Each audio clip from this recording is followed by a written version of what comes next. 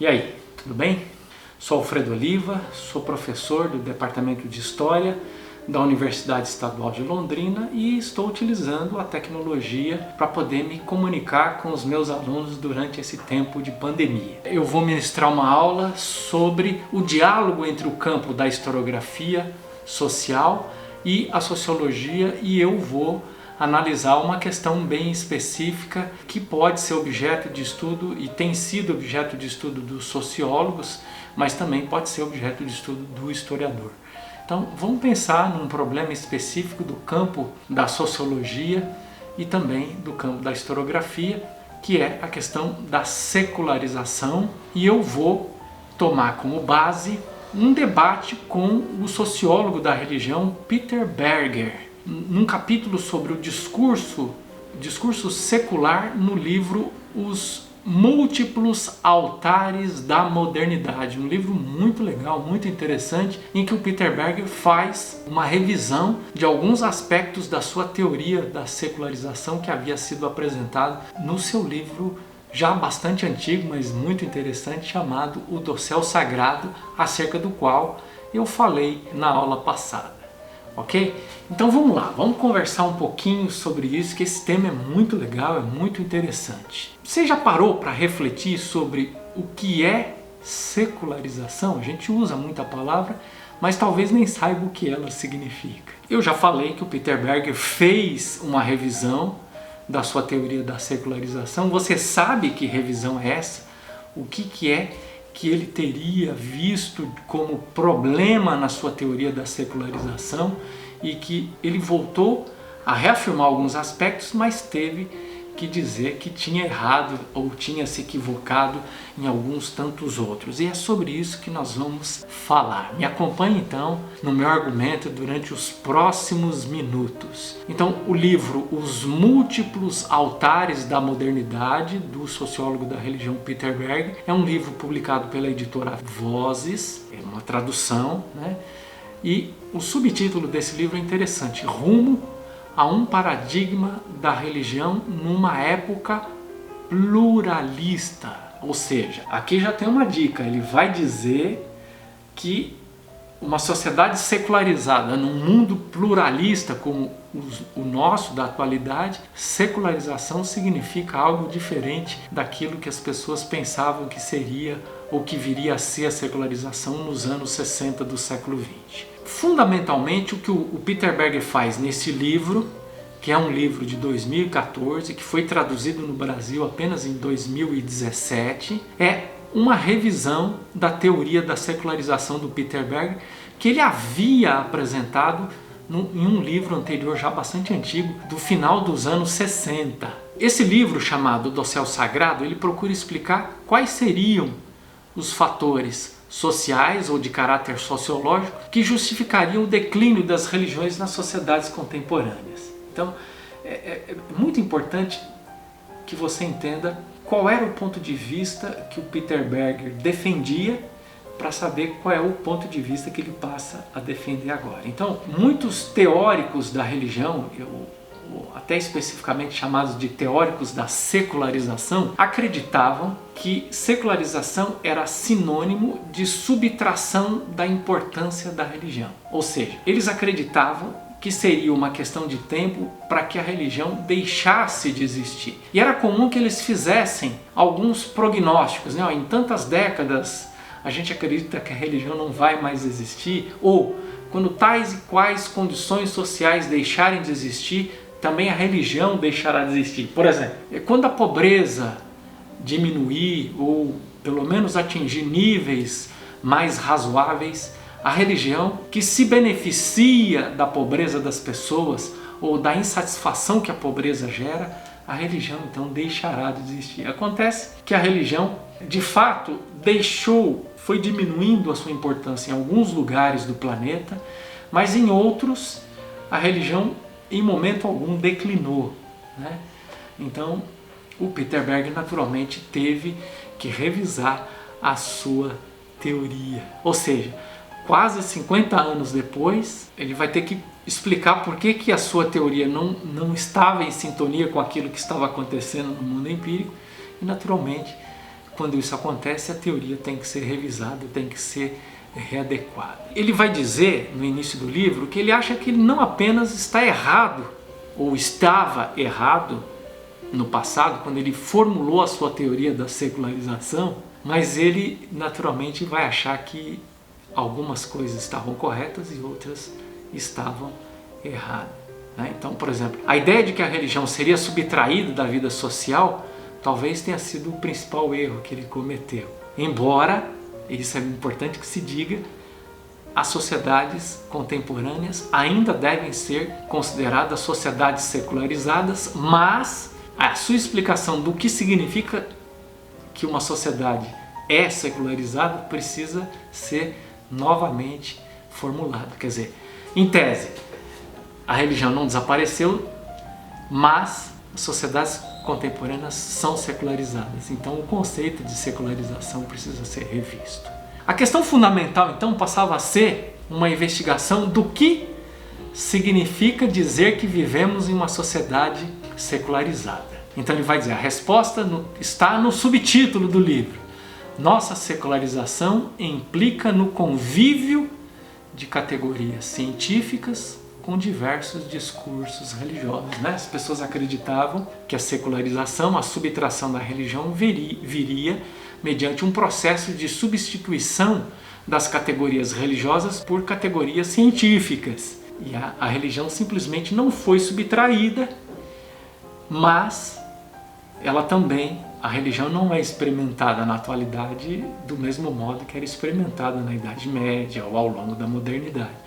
Há de fato mudanças, e é exatamente isso que ele está querendo explicar, e ele encontra na palavra pluralismo um termo que, de certo modo, dá uma pista de como é que ele responde a esse problema. Ou seja, a religião tem que conviver uma religião tem que conviver com outras religiões, e essas várias religiões concorrem também com categorias científicas. Então o mundo ficou extremamente complexo para as religiões. Não está muito fácil para uma religião sobreviver nesse mundo contemporâneo. Então vamos lá, se a gente quiser pontuar algumas coisas especificamente no texto do Peter Berger, a gente poderia, por exemplo, pegar uma citação da página 107 que ele diz algo assim: a chamada teoria da secularização estava equivocada ao pressupor que a modernidade leva necessariamente a um declínio da religião, razão porque precisamos substituí-la por uma teoria do pluralismo, um projeto para o qual este livro pretende dar uma modesta contribuição. Então, teoria da secularização sendo substituída pela teoria do pluralismo. Então a primeira teoria diria que a religião desapareceria, a segunda teoria diz não, a religião não desapareceu, mas também ela não é experimentada como era experimentada anteriormente. Ela é experimentada num ambiente pluralista, ela concorre com outras religiões e também com categorias científicas. E ele diz ainda na página 107, contudo, a teoria anterior não estava completamente errada. A modernidade realmente produziu um discurso secular que permite às pessoas lidar com muitas áreas da vida sem referência a qualquer definição religiosa da realidade. Isso é verdade. As pessoas estão, por exemplo, com dor de cabeça, elas tomam um comprimido para dor de cabeça. Poucas pessoas vão orar ou vão consultar um sacerdote, uma sacerdotisa para resolver o seu problema. Ela adota uma solução científica. Ela toma um remédio e resolve o seu problema. Porém, se ela tiver um problema que ela acredita que a ciência não pode resolver, se ela tiver com um câncer, um tipo de câncer feroz e que ela não vai ter como resolver, então, ou não vai ter como resolver por intermédio da ciência, ela adota então uma solução ou busca uma solução religiosa. Isso é muito interessante. Então vamos lá, ele vai falar um pouquinho sobre esse discurso secular. O primeiro é o pluralismo de diferentes opções, Então ele vai dizer, olha, pluralismo significa algumas coisas. Primeiro, em primeiro lugar, pluralismo de religiões. Há muitas religiões no mundo contemporâneo. Se a gente olhar o campo religioso brasileiro, você tem, no período colonial, uma religião como legítima e ela persegue ou ela mina a legitimidade das outras religiões. O que você tem a partir principalmente do século XX, né? Já no final do século XIX, mas isso se acelera a partir do século XX, é um processo lento de pluralização religiosa que vai se tornando cada vez mais intenso, tanto quanto a gente se aproxima da atualidade. E o segundo sentido de pluralismo é o pluralismo do discurso secular e os vários discursos religiosos concorrendo no mesmo espaço social. E aí ele faz a seguinte pergunta: existe uma posição privilegiada do discurso secular na mente das pessoas? Porque tudo bem, então ele está dizendo, olha, o sujeito contemporâneo está repartido, ele ora funciona através do discurso secular, ora ele funciona a partir do discurso religioso, né? Quer dizer, a gente tem ainda, no caso específico do Brasil, uma quantidade muito grande de pessoas que são orientadas pela religião, mas ninguém é mais orientado apenas pela religião. As pessoas são orientadas também pela ciência. E aí ele pergunta, então, qual é o espaço que o discurso secular ocupa? Ele é o mais importante e o religioso é secundário ou vice-versa? Então ele vai dizer, olha, em algumas situações o discurso secular está em primeiro plano, o religioso em segundo, ou em outras situações vai depender do espaço que nós ocupamos no planeta Terra. Talvez, por exemplo, na Europa, as explicações de caráter secular sejam mais importantes. No nosso continente aqui, provavelmente as explicações de caráter religioso sejam muito mais importantes. Então isso é muito variável. Qual é o problema que acontece que faz com que as pessoas então fiquem oscilando entre um registro e outro? Porque basicamente é isso que as pessoas fazem, né? Em algum momento funcionam a partir da orientação religiosa, em outros momentos a partir da orientação secular ou científica. E aí o Peter Berger vai apelar ou vai se valer do pensamento de um outro sociólogo, Alfred Schutz, que viveu nas primeiras décadas do século XX, né? Nasceu em 1900, morreu em 1959, e ele diz que o ser humano não é um ser coerente, que ele é capaz de conviver internamente com realidades múltiplas. Olha, se vocês quiserem, a gente pode citar literalmente na página 117 o que ele diz sobre o Alfred Schutz. Olha que interessante. Outro conceito de Schutz, aquele de estrutura de relevância, é aplicável a este último tipo de pessoa religiosa. É importante compreender que vivemos com diferentes relevâncias o tempo todo, e não somente quando navegamos entre relevâncias religiosas e seculares. Ou seja, ele está dizendo que o ser humano é o tempo todo funcionando com estruturas de relevância distintas, e isso vai oscilando o tempo todo. Então, quando se trata de religião, é útil ter em mente que os seres humanos não são lógicos.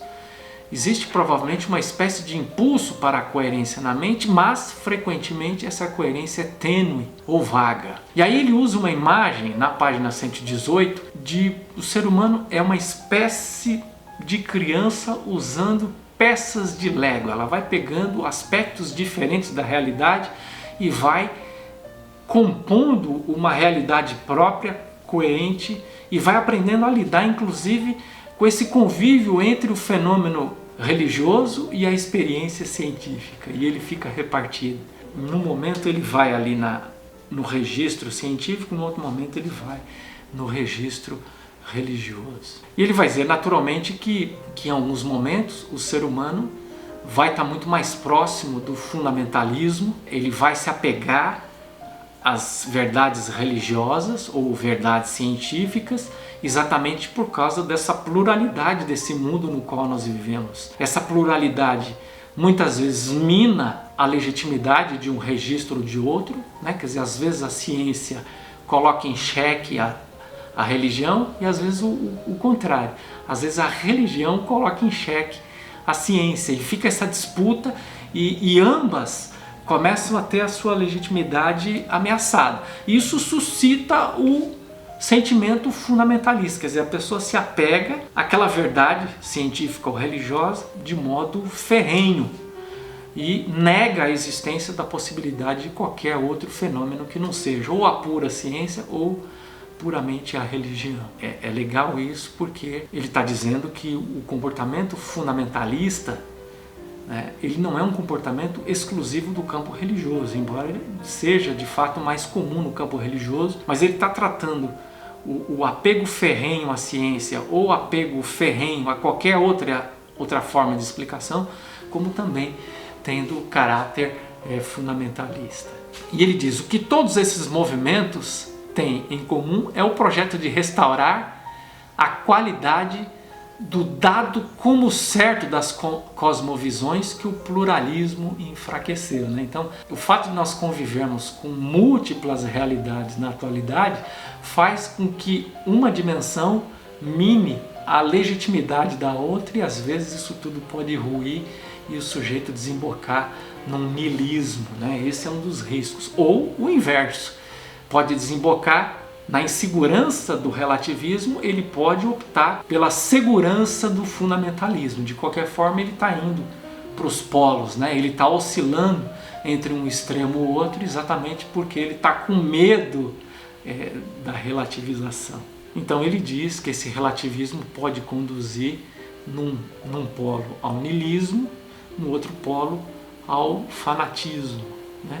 E são só faces da mesma moeda, do modo como ele enxerga. Um outro aspecto que ele chama bastante atenção, e isso de fato eu nunca tinha pensado e me impressiona bastante, o ponto de vista, se a gente quiser até fazer uma citação literal, está na página 134, olha que coisa legal, ele diz: a teoria sugere que as instituições funcionam melhor quando elas se assemelham a instintos, programas de comportamento que podem ser seguidos espontaneamente, sem reflexão. O pluralismo moderno enfraquece esse dado como certo, obrigando os indivíduos a hesitar em refletir sobre os programas institucionais. Quando está tudo muito relativo, as pessoas têm uma tendência a seguir as instituições que estabelecem caminhos, que estabelecem soluções absolutas, né? E o que a gente percebe, por exemplo, na história recente do Brasil, é que nós tivemos um período de avanço em questões sociais, em que muitas minorias foram incluídas, que o respeito a essa diversidade foi bastante difundido e muitas pessoas começaram a se sentir extremamente fragilizadas diante dessa multiplicidade da sociedade, do mundo no qual nós nos encontramos, e passaram a se sentir muito mais confortáveis em instituições, sejam religiosas ou seculares, que começaram a trazer certezas, começaram a dizer: não, olha, o mundo não é relativo, o mundo não é assim como as pessoas estão dizendo, nós temos que voltar para questões conservadoras, temos que voltar para a segurança que nós tivemos no passado, e nós temos aí muito na cena política e religiosa brasileira as questões que envolvem um conservadorismo social, um conservadorismo religioso muito grande, e uma das formas de explicar isso é exatamente a insegurança, a instabilidade na qual as pessoas se viram diante de uma relativização durante um período anterior. Bom, vamos lá então para as considerações finais. A teoria da secularização de Peter Berger foi elaborada ao longo dos anos 60, certo? Mas ele foi capaz de revisar essa teoria nas décadas seguintes, até que em 2014, então quando ele escreveu esse livro, né, que a gente analisou na aula de hoje e que foi traduzido apenas em 2017 para a nossa língua, o que chama atenção é que em 2014 o Peter Berger já passava dos 80 anos de idade. Isso para mim é bastante impressionante, que uma pessoa elabore uma teoria e depois já, literalmente idoso, tenha energia e abertura intelectual para poder rever a sua teoria e dizer: olha, isso aqui está funcionando, isso aqui está correto nessa teoria, mas isso aqui não. Então eu estou reformulando a minha teoria, estou refazendo esse ponto de vista para poder apresentar um que se adeque, que possa explicar melhor aquilo que está acontecendo na atualidade. Esses fatos para mim, demonstram a capacidade que esse memorável sociólogo, eu admiro demais o Peter Berger, né? Isso porque ele escreve muito bem, isso porque ele é muito bem-humorado, isso porque ele tem uma teoria bastante interessante, e tudo isso junto faz com que os seus livros sejam muito legais. Ele então mostra uma capacidade de se reinventar, de se reciclar para se manter em sintonia com o que está passando no mundo religioso da atualidade. Quantas pessoas nós conhecemos com essa capacidade de se reinventar, né? Também isso é bastante inspirador para todos nós. Espero que você tenha gostado desse vídeo, espero que você esteja muito bem e continue muito bem, e em breve nós vamos nos encontrar, seja através de um vídeo, de um podcast, e quem sabe logo também presencialmente, tá bom? Enquanto isso, a gente vai se comunicando por aqui. Um abraço e até o nosso próximo encontro.